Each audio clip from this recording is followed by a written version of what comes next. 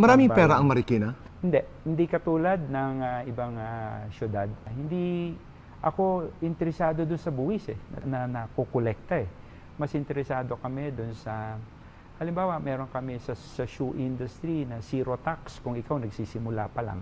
Yung mga nagtitinda ng karinderya, yung mga home base, yung mga maliliit na sari-sari store, pag ang kinikita nila sa isang buwan ay mababa lang or not more than 100,000 in a year's time, ibig sabihin nun, hindi yung negosyo pangkabuhayan lang, pangdugtong. Kung naunawaan mo kung ano yung kanilang pinagsisikapan nun, yung pambaon lang ng anak nila yung pangkain lang nila araw-araw. Kaya we don't collect tax from these establishments. Meron kaming mga ganong pamamaraan. Programa. May programa kami.